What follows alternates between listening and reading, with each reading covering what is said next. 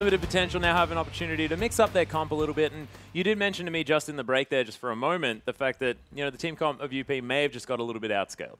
Yeah, definitely. I feel like it got slightly outscaled towards the end there, and I like the immediate Lulu ban taking it away. Perhaps they'll go with the Morgana also and force Doinb onto something a little bit different, because QG, when they're in their prime, when their team's working perfectly together, they've got the support mid lane roaming with the jungler.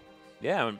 Doinb has picked up the Orianna, has played a bit of LeBlanc as well, so they can't exactly eliminate all of his past champions, but definitely showed a lot of his promise and prowess on the Lulu and the Morgana. Thresh, again, going to be banned away from QG. Not going to see Heart on that champion, and we'll see whether Bard joins the ban list as well, because he was very, very impressive on that champion as well. And UP, see whether it is going to be the Morgana, what it is that they're going to ban away. We'll find out in a moment, and looks like it is, so sticking with what they know.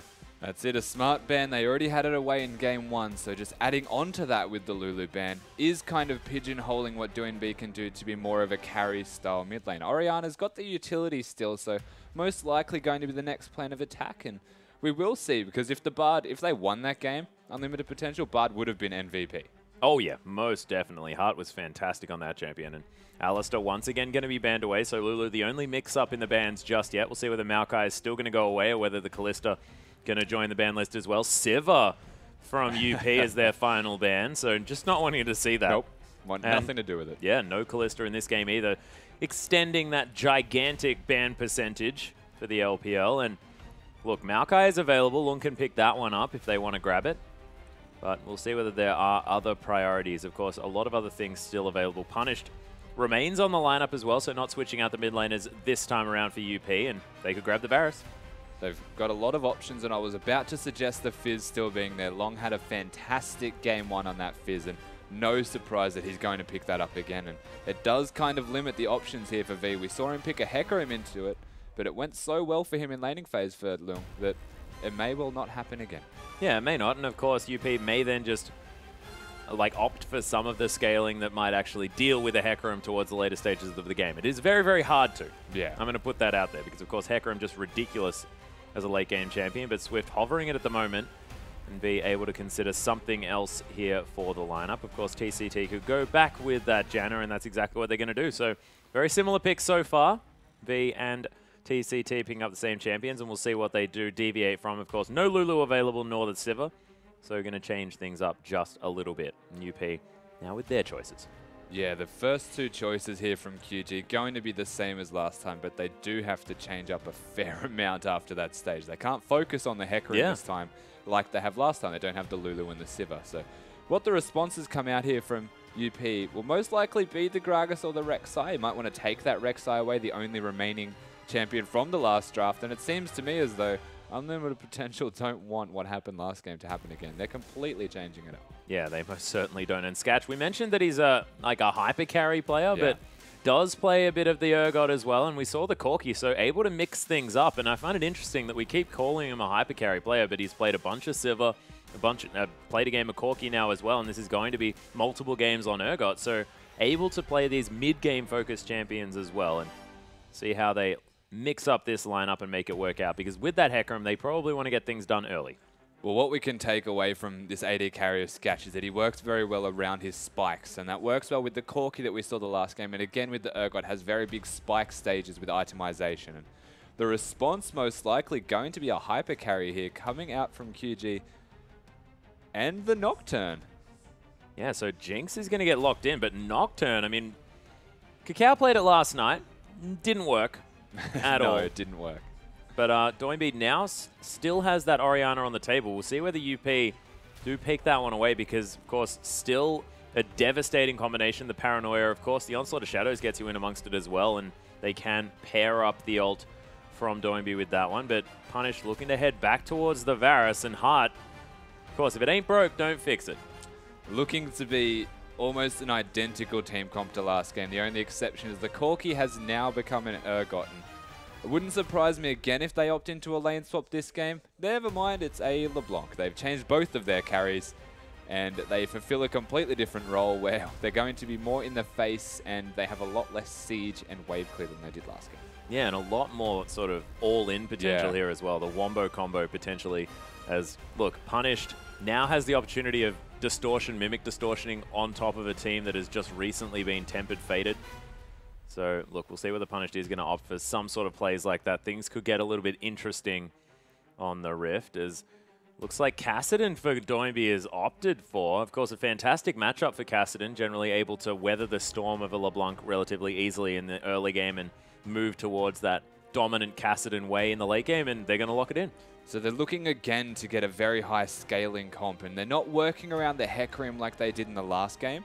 Instead, they've got the outright hyper carries of a Kassadin and a Jinx. The Hecarim is going to simply be a facilitator for them to carry this time and survive for as long as possible. But that poses the question of how is he going to go against the Fizz in terms of outscaling now?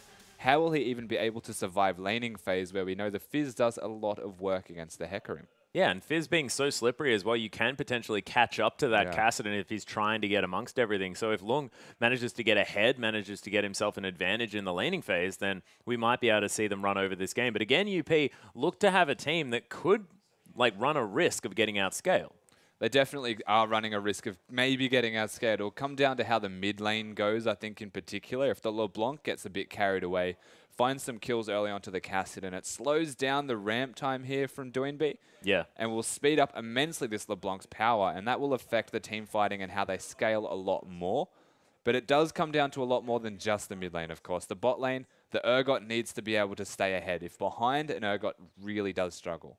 Yeah, and of course, an Urgot just in general, I mean, you get to that mid-game point where you're really doing a whole lot of damage with those Acid Hunters, and you can now build the Black Cleaver for a whole lot of extra armor penetration as well, but they may not necessarily have a whole lot of synergy with the rest of the team as far as getting that physical damage down, but still able to pump out a lot, but does fall off relatively easily in the late game, and you're not going to have a whole lot of siege. Of course, 350 range, not going to really get you the distance away from a turret that you really want. But, ladies and gentlemen, let's see how it goes as we hop onto the Rift.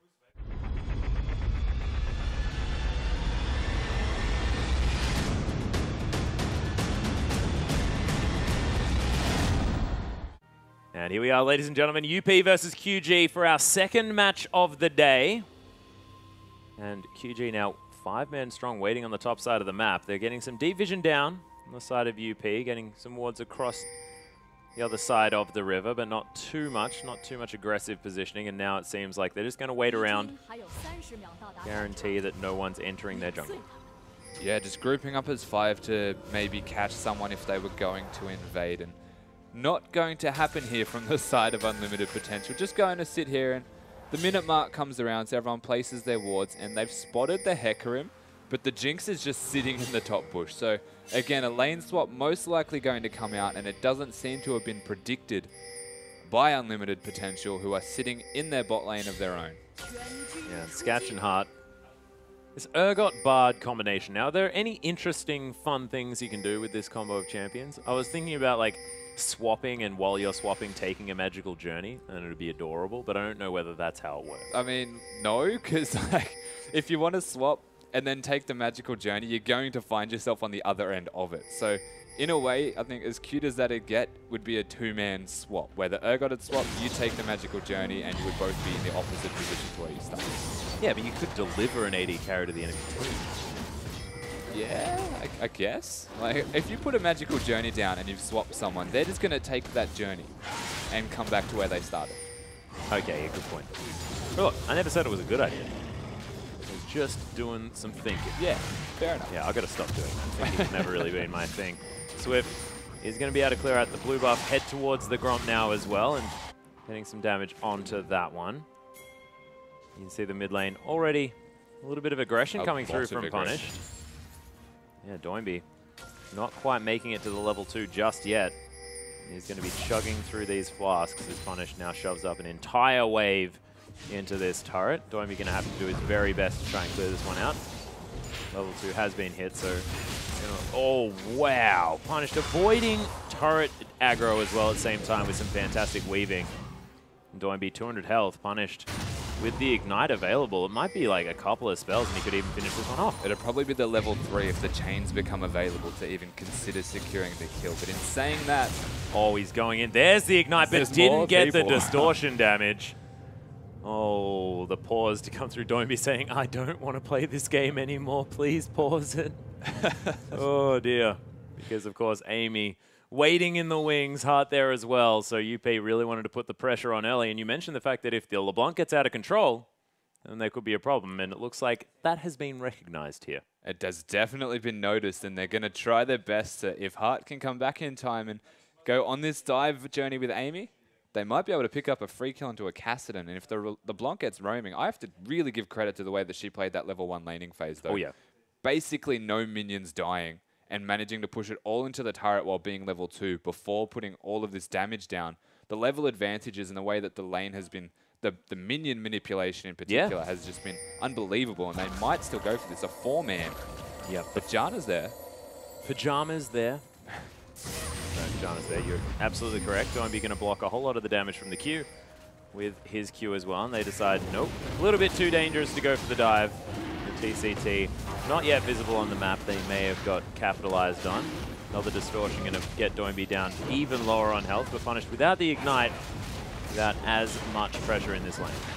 And now we've got the lane swap coming out again, which is really good for the side of Unlimited Potential, having Urgot get free experience. Again, they do like getting their solo laners all of this experience and picking AD carries and solo laners that go with experience exceptionally well. So they're managing to get at least the lanes that favor them in a way, because they also have the Fizz running around with a Peck Room, so even once they switch back to Standard, it's still going to favor Unlimited Potential somewhat. But in saying that, the Jinx does kind of want levels in this weird, indirect way that you get more range onto your auto attacks, and that'll help a lot against an Urgot once you switch back. Yeah, and Punished now prepping this wave as well. Now pushing towards the LeBlanc, as Doinby is going to have to be a little bit careful. Punished coughing some Q harass there, but Doinby not going to have too much Flask left over, and he's taking auto attack after auto attack here from Punished, making use of the fact that he is this ranged foe, now running out of that mana just a little bit. Yeah. Doinby still has to be careful. Starting to get out sustained is long taking damage as well, though. Yeah, getting flashed on here by Swift. The auto attack's going down. There's the exhaust. Flash into the double knock-up, though, as Amy. He's going to try and get this one back. V turns up just to try and help out, but it was first blood down as Swift falls. And QG maybe just a little bit over-aggressive or baited there by Long. Definitely over-aggressive. They were caught in the tri-bush trying to put damage down onto Long, and the rest of the side of Unlimited Potential come through. Amy hitting that double knock-up stun, bonking him with that massive amount of damage with the extra auto attack, and picking up their first kill on what was an adventurous QG side. Yeah, the belly flop there as Amy's going to smite away the Raptor there as well, so V not even going to be able to get his consolation jungle camp. And Hart with a red buff now. Of course, picked up the first blood, and look at that augmented auto attack doing a bunch of damage.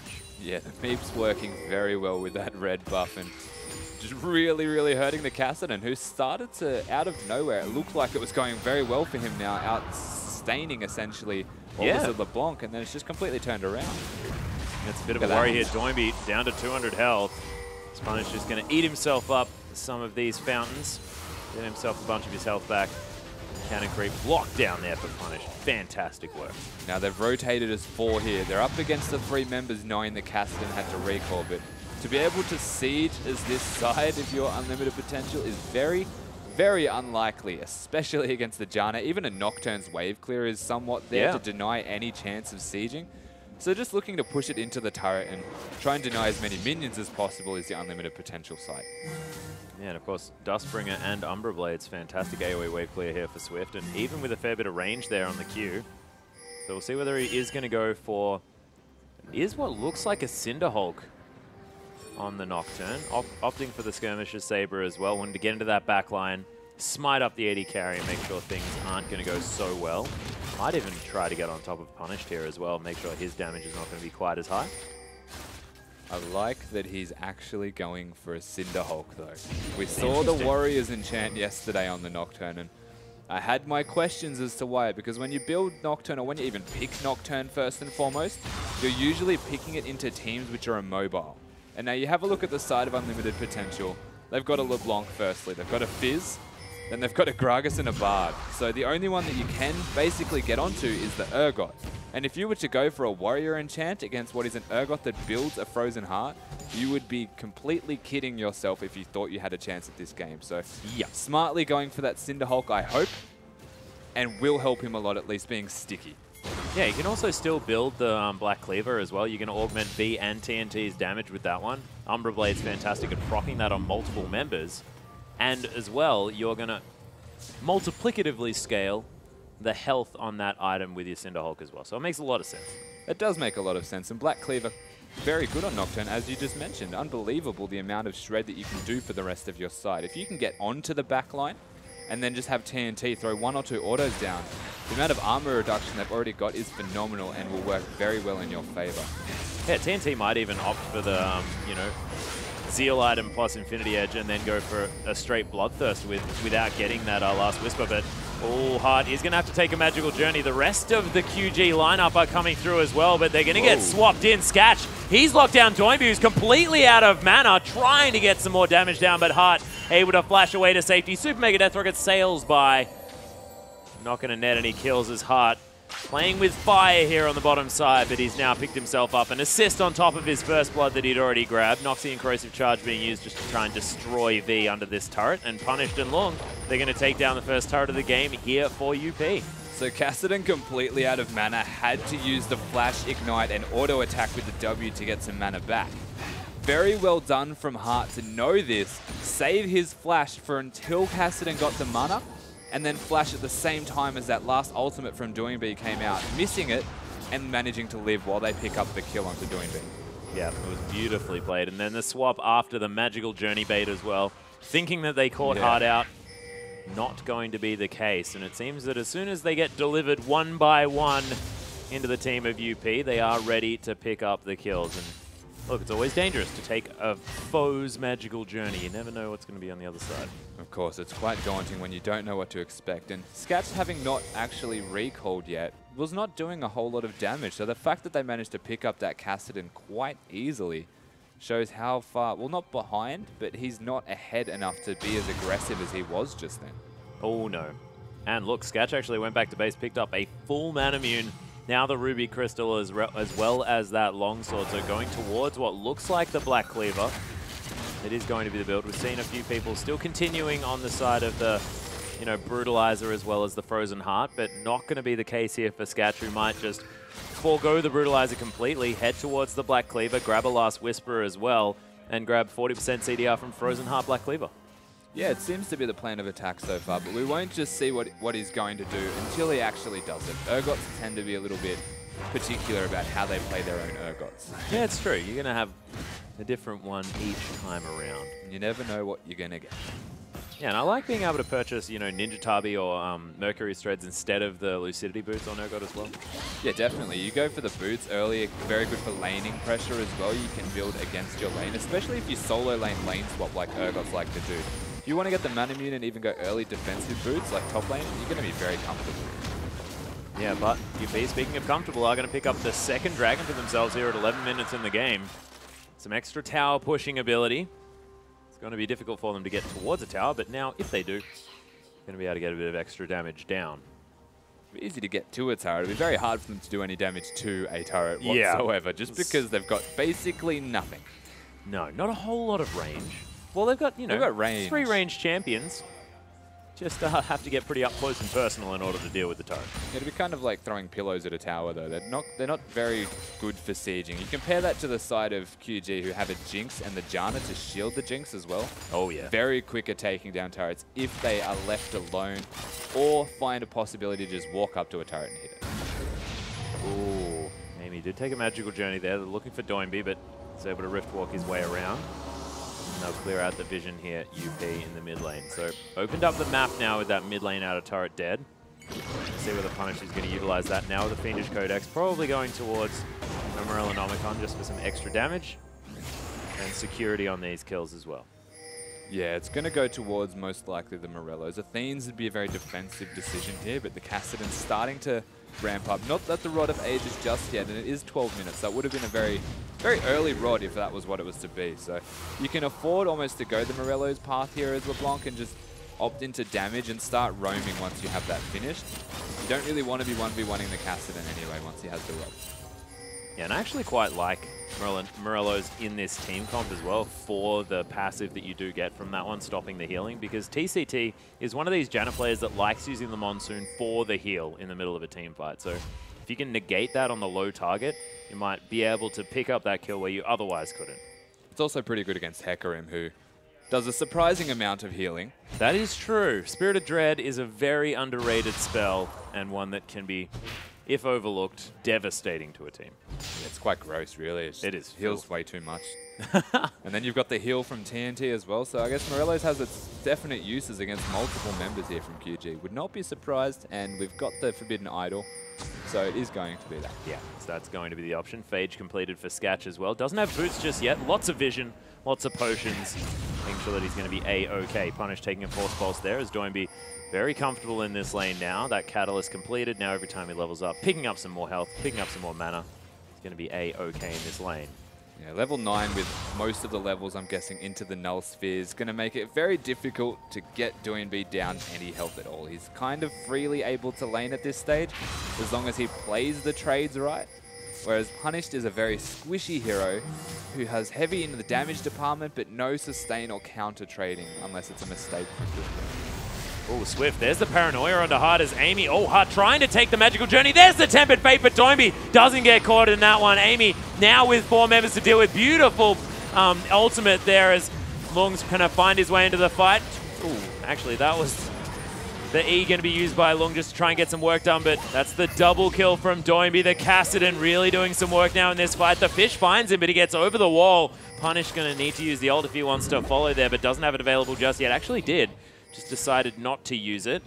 UP now trying to find their way into something else. There's an Oxy and Corrosive Charge. V taking some damage from that one as Doinby waiting in the wings. And UP, with only 1 dead, still playing aggressively. Super Mega Death Rocket now just to get them a little bit lower.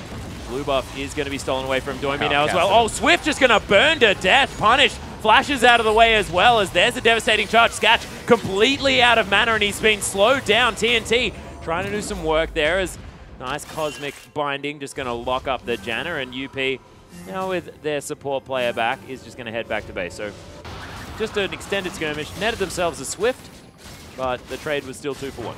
They did get themselves a Swift as Hart tried to get that Gromp there, but not going to get it. And Kassadin actually picking up 2 of those kills, and even the blue buff for himself using that Force Pulse in the middle of all of that. So I think the prolonged fight was to actually get rid of the blue buff from Doinby. Not going to plan. He's going to be very comfortable now picking up 2 kills with that. We'll have the Rod of Ages and most likely even Sork Shoes if he wants to add on top of that. And QG are quite comfortable with how he's starting to scale. Yeah, they're more than happy. That was in fact a 2v2, I believe, because both of the sports actually got done. There's the Flash Body Slam as well as Swift. Not going to get chained up just because Amy decided to ult to get them out of the way of the chains. A little bit sad. Yeah, small mechanical error there, knocking them away. But there was also the Kassadin just there out of vision, so if they went too hard into that, it could have gone south quickly. And you can see the Seeker's Arm Guard was the choice here for Doinby. Yeah, a bit of a standard build. Make sure the Kassadin can get in amongst it a little bit more freely. V now getting zoned away from the minion wave here on the top side of the map as Lung's just going to dirty farm underneath this turret. Locks down all of these with the Sea Stone Trident passive. The horse unable to get back towards the creep wave. It's a whole Ninja Tabi ahead on the Fizz. Both of them with 2 assists, but a little bit of extra global gold available for the unlimited potential lineup.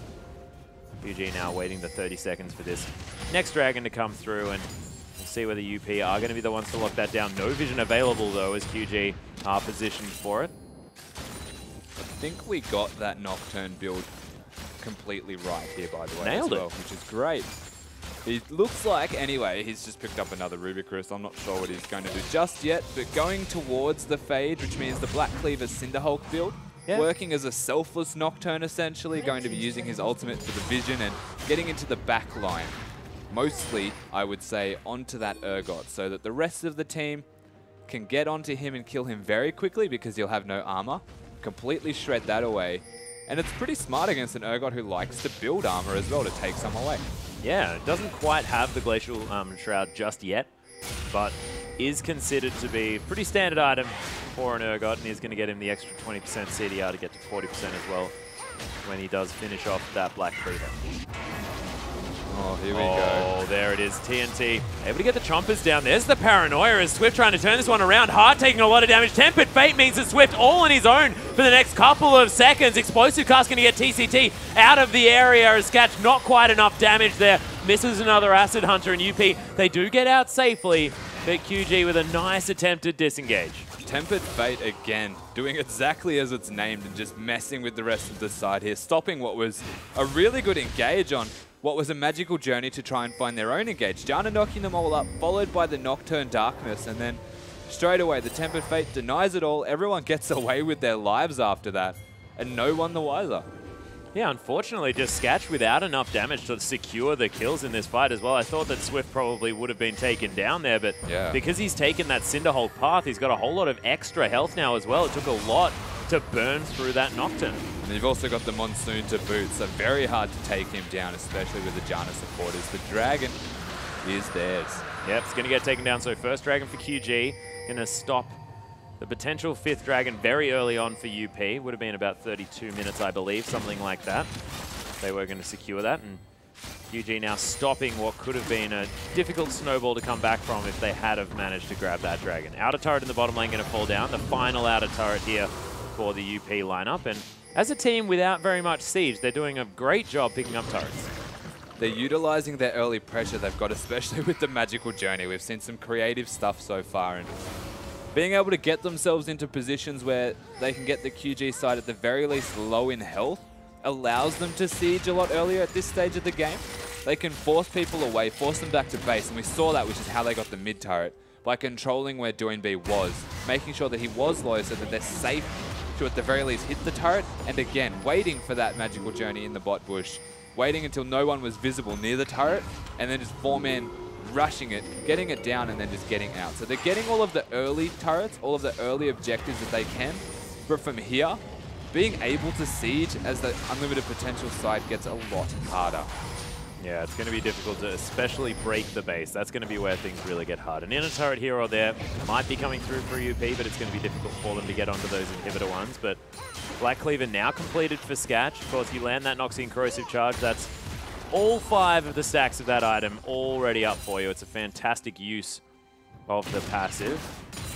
This new Black Cleaver, of course, we've yet to see many others utilize it. Of course, Rek'Sai, now the Nocturne as well, able to pick up that item and do relatively well. So it's good to see that it's got its uses, but Sketch demonstrating that on Urgot, it's particularly strong. Yeah, for the most part, we've seen it on top laners and the occasional jungler as Vardolt. Yeah, there's the Tempered Fate onto TCT. They're trying to lock him down. Uses the flash. Cosmic Binding not going to find the stun. So Hart collects some chimes and he's on his journey. Flash for an ultimate, I'd definitely say it was worth it for them, as Punish is really trying, but... Yeah, looking for something there, but Doinb going to pop the passive and continue his rampage down the lane. That's it. He's going to continue to do that. Oh, super mega death rocket. There's the distortion though, punished. Quick on his feet, not window shopping just yet. Pretty hard to get a LeBlanc. You have a million pings that'll come out for you, and you've got mobility for days. So it's hard for him to lane 1v1 at the moment. You can see the pressure that Kassadin is able to apply here. Doinb really, really putting him into a rough position, but Punished is going to be fine. He's got some items now. Long was trying to get that one. The Fear still going to go off now as Hart trying to save Long. There's the Magical Journey available. He's going to take it. What? TCT makes his way through as well, but TNT's going to lock down the kill. Punished actually kills TCT on his way down. Distorts back in as well, but Doinb, he locks down the kill. Hart now, oh, the longest auto attack of all time. Going to get a double kill now for TNT. 2-0-2 for the Jinx, really getting the work done. And that's only with Berserker's Greaves Infinity Edge. Things are going to get a whole lot worse now that he's gone back to base. The Zeal going to be there, possibly even a Brawler's Glove, maybe an Avarice Blade if he got a little bit more than that. So a powerful Jinx on the Rift. Oh, actually going for the Cloak of Agility, and I like this. I like the Phantom Dancer. That's my personal favorite option. Going for that Phantom Dancer, extra crit chance and a bit more attack speed. Going to work out. Walking through minions, man. And get excited, yes, and you can walk through the minions. They don't get blocked all the time like you do. You don't want this movement speed, and then you just run into these little guys on the ground. Okay, all stats aside, the key reason for going a Phantom Dancer over anything else in the game is because you can walk through minions. So absolutely, understandably, Rusty. Now you're learning. On your wavelength is TNT right now. picking up the crit cloak, working towards that Phantom I have a Dancer. secret. I'm actually the analyst for QG. But yes, he is going for more. It's more of a damage route. They don't need the wave clearers. He didn't get the Grom, did he? Didn't kill the Grom. Oh, it's a sad, sad moment. Did he smite it? No, he threw the barrel out and did the walk away, and the barrel missed. We haven't seen junglers do that. Of course, Gromp buff a fantastic buff for jungling. So we haven't seen a jungler do that, sort of save it for their top laner, just walk past, smite it, and then continue the rest of your jungle route. Just have this Gromp sitting there, continually getting smited and regenning. Only gets smoked once. Oh, really? Yeah, the buff only comes off once. So if you were looking to even counter jungle someone, you could smite the big camp before they smite, and in a way, you've kind of got a small victory, even if they pick up the camp. That's very cool. So just throwing a smite onto a Gromp camp if you're a teleport smite top laner, a good idea. Yeah. You could walk to lane with just the smite on if need be. I'm learning right now. Full punish. There's the Mimic Distortion, clearing out the wave and getting a little bit of extra damage down on TNT. I like that. Glacial Shroud now completed for Sketch as well. He's got 30% CDR, really working towards having some extra armor in this game as well. We haven't seen the swap after that first one be all that useful. UP still ahead by about 2,000 gold, but QG more than happy. They've got a Hecarim, they've got a Kassadin, and they've got a Jinx. Three of the most hyper-scaling champions in their roles that you can possibly get. I don't know whether you can get any worse than that. Rise, maybe? Rise, Cassiopeia, maybe, and Azir. Yeah, like there's not much that does scale more than the three champions that they currently possess for their respective lanes. So yeah.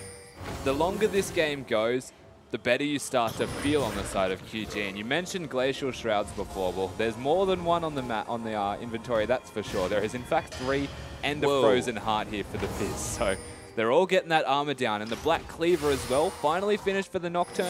It's going to be able to essentially negate all of the Glacial Shroud on the map. It's a good point. And they're focusing into bigger items before they're actually focusing into boots as well. And basically everyone across both teams at the moment.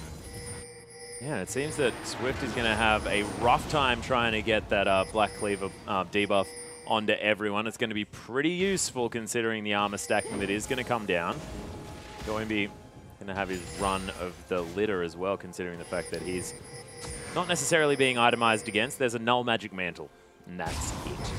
Yeah, Amy's really behind in items played. It doesn't feel like the difference between the two junglers is a big amount, but effective items for battling right now is probably in favor of Swift, whereas Amy's opted for smaller little items and a Sight Stone. So halfway between having an actual item is very rough to be in that position. But you can see the death cap here. Oh my goodness. They're going for 2 turrets.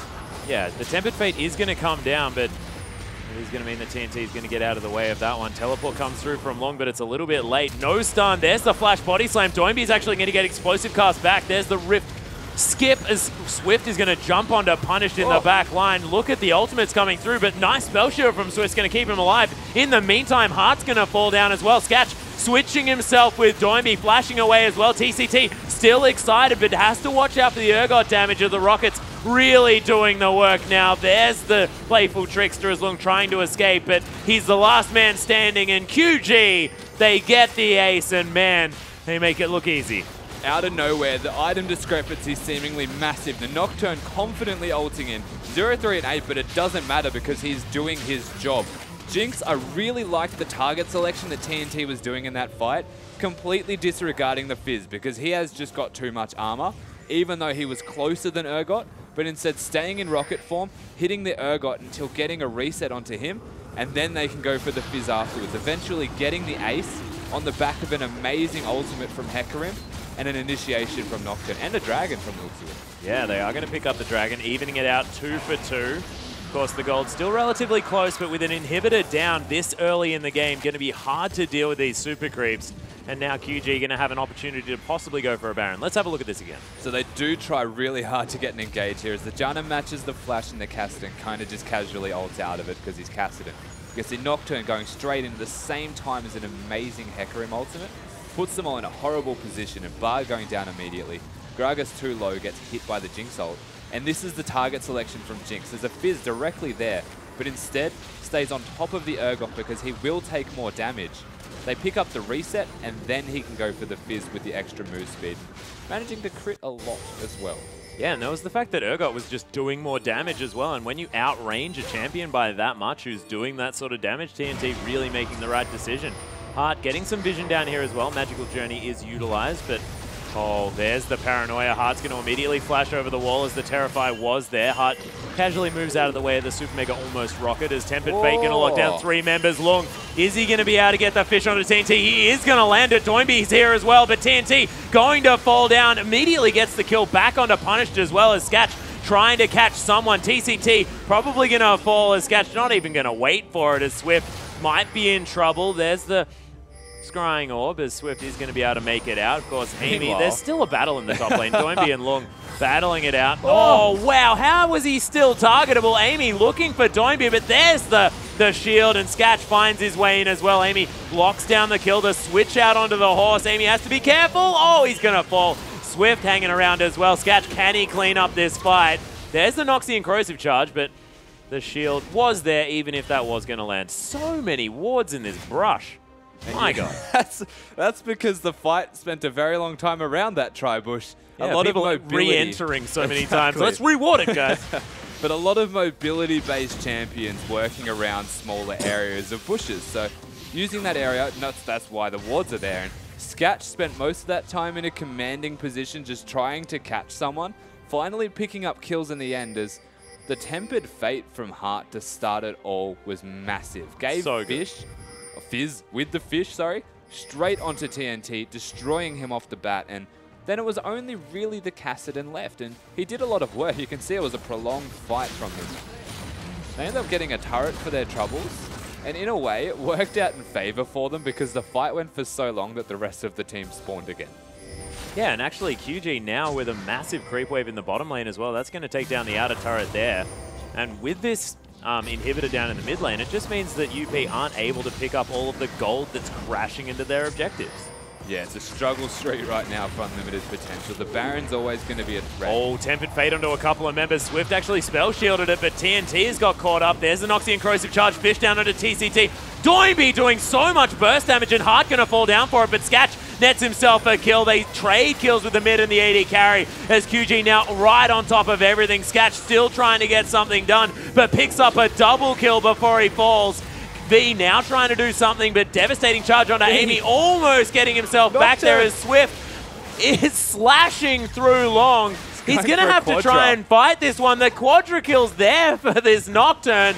Duskbringer also chasing down. The quadra kill unofficially there for Swift, and that's the ace for QG. That's gross. That is revolting. The Tempered Fate starting a fight again here on the side of Unlimited Potential, catching them out of position, and the key determining factor between why that went so poorly at the start and so well for QG almost, is that the explosive cask again hitting nobody. And in fact, missing completely, not knocking them towards the rest of his side. And then Doinby just came in and did immense amounts of damage. TNT's having a very rough time right now. It does have the QSS, going to be able to deny any Urgot initiations. The Mikhail's, of course, finished as well now for TCT. They've got the big items, but they just need to not do what they're doing now, and that's get caught by a Tempered Fate. Yeah, Swift has got a Blade of the Ruined King, though, now. So, yes, he does. Yeah, that's a double offensive item. Nocturne, who's still super tanky, now has extra sustain.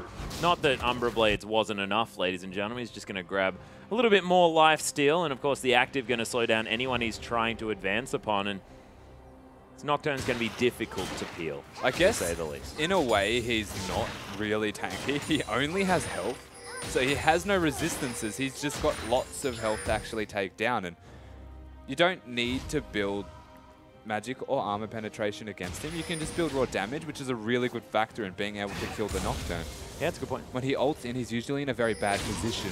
So it's very possible to kill him straight away, but in saying that, and why I don't mind that he's gone for the Blade of the Ruined King for once in my life, is that they've got an Urgot whose damage is not consistently high enough to kill someone that quickly, because you've got the Spell Shield, which stops a lot of Urgot's capabilities, and he's a very low range, very easy to stick to. Oh, Doinby's going to get exploded. That stun coming through as Swift. He's going to paranoia his way into the fight. Still pretty tanky, but now against 4 members is going to die. Tempered Fate actually flashed into by Swift as V trying to deal with what he has left now as TNT getting some rockets down. Magical Journey going to get Hart into a position to stun Swift against the wall. Super Mega Death Rocket onto Long, but he's just going to Urchin Strike the Nocturne to death. V trying to run away now as well, but TNT and TCT still alive in the back of this fight. UP probably not going to be able to pick up a Baron, but they are winning some fights now. They're trying to turn this. So many mistakes from this QG side, and for the most part it is in positioning. The Tempered Fates have been massive, the last 3 of them in factors. Hart, you're in a bad spot. Yeah, he's going to flash out of the way, but TNT going to lock down the kill. Lung's going to get exhausted as punished. Now it's his turn to head in here. Everyone dying. And you were talking about QG making mistakes. That is, yeah. That's a bigger mistake. That's right? some baseball from UP right now. Yeah, it feels like we're playing tennis and the ball's in someone's side of the court at different times, and it's actually just them getting caught out of position. Yeah, they've taken, it's not rackets anymore. They're just throwing the ball from either side of the court. Kind of lucky in a way. TNT just got that red buff, and the red buff gave the reset, killing Hart there with that last auto attack. My God. So it worked out very well for them. And again, we were just saying how the mistakes from QG have put them in bad positions from the Bard. Here's the Bard doing the exact impression of what he was trying to do, and that's big QG. Yeah, in the meantime, there is going to be a Paranoia in the bottom lane. The switcheroo onto Swift, but Sketch, that's the last of his mana, and he's most definitely dead. He's in a very rough spot. His teleport is coming through for the top lane. Yeah, Hart is going to take a bit of damage there, but Punish going to take down TCT. Doinby then uses his Zhonya's Hourglass. Long just narrowly escapes out of the way of that rocket. TNT going to get launched back into the team. That's a double kill for Punish. Doinby, he's going to fall down as well. Triple kill for LeBlanc. And this game does not know which way to go.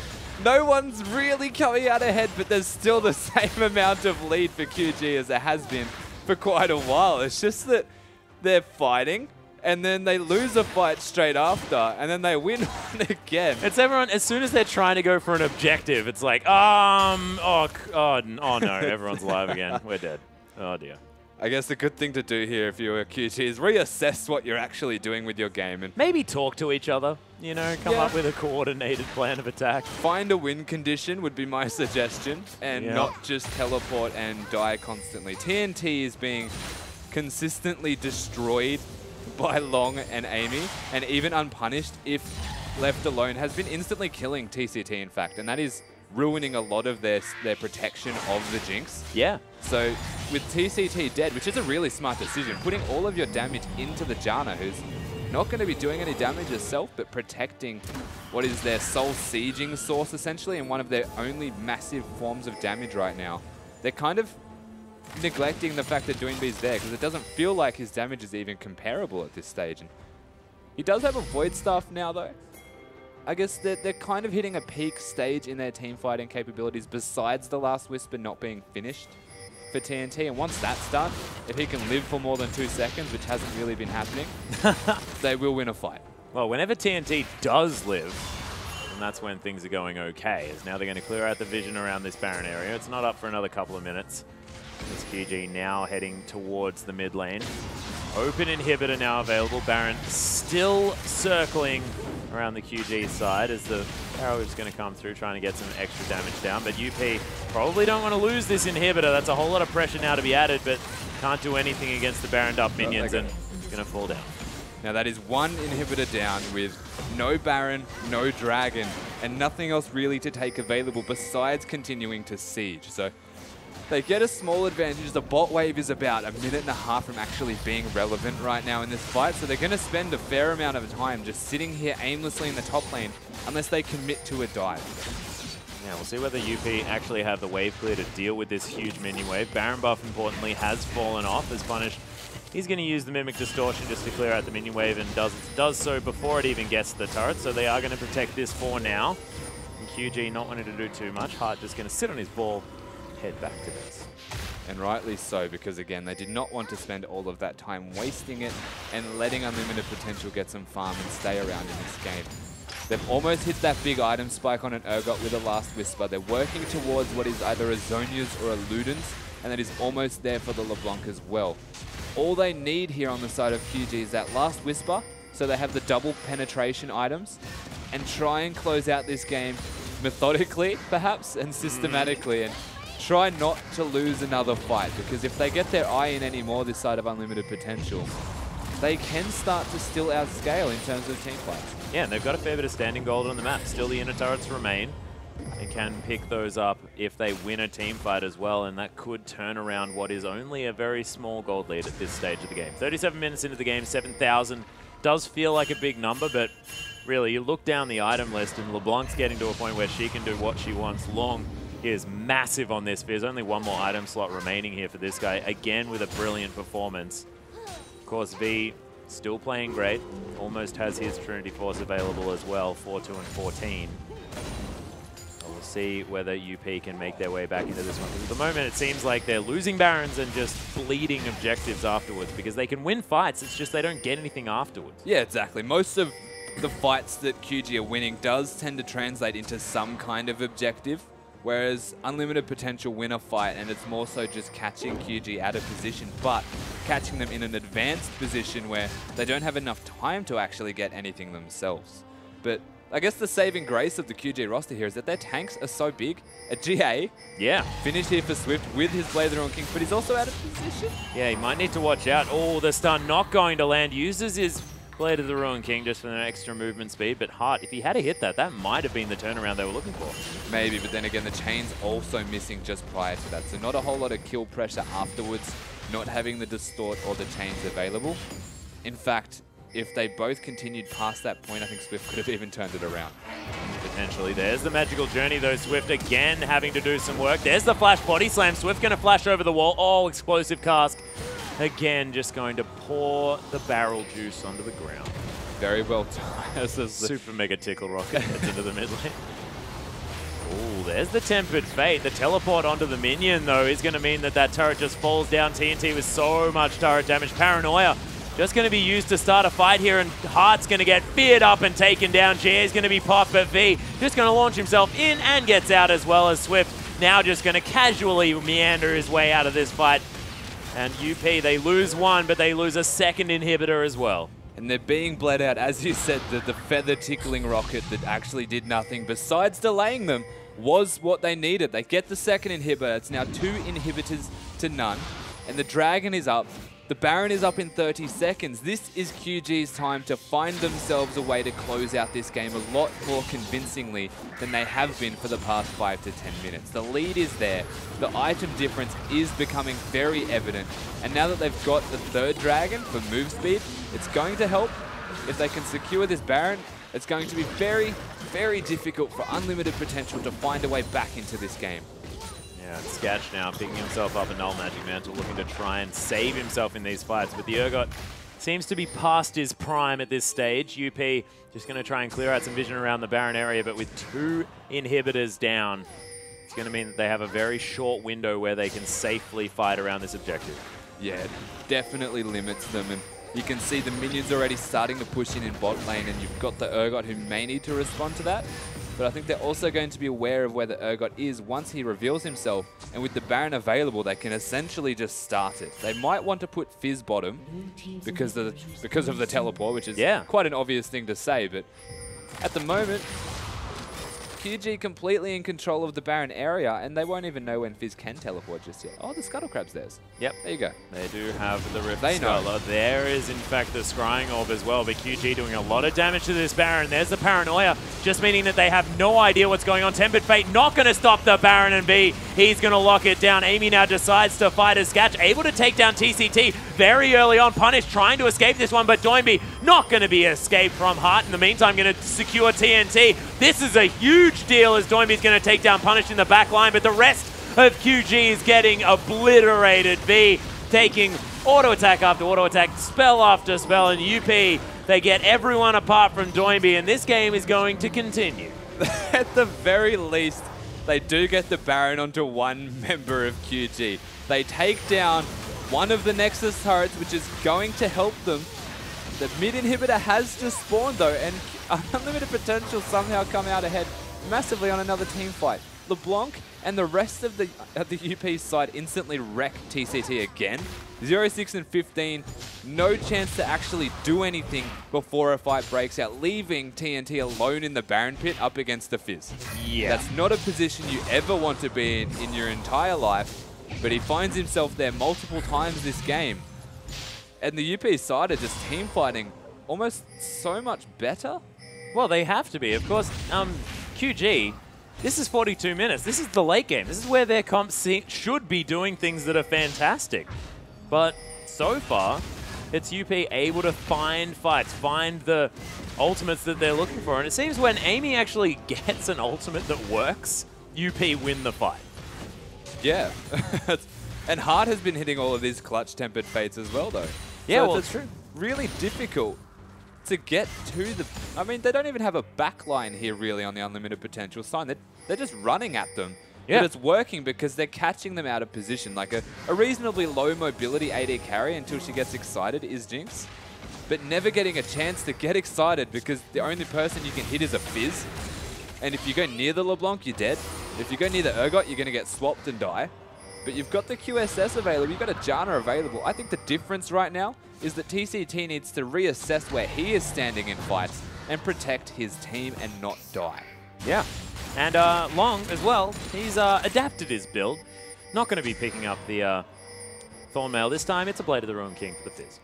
He has gone for more damage. He's doing his best Nocturne impression in a way. Yeah. Wants to be relevant while his carries aren't necessarily doing the damage required to the carries of QG. The only person really getting onto TNT is this Fizz. So no surprise in a way that he's going for a damage build path so that he can continue to kill what is going to be harder and harder, this Jinx.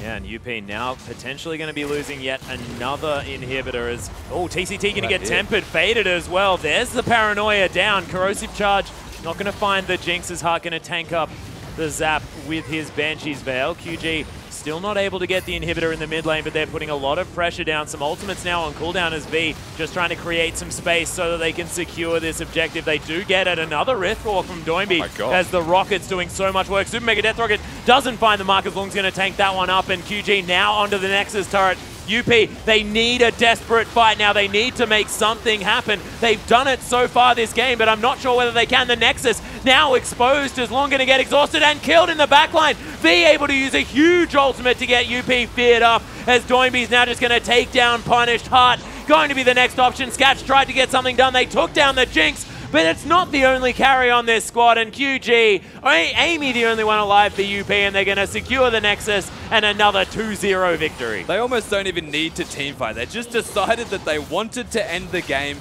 and that is exactly what they just did. They forced their way into the base. They got the LeBlanc very low, which was the big factor happening on the side there. They knew there was no threat of killing the Janna as well.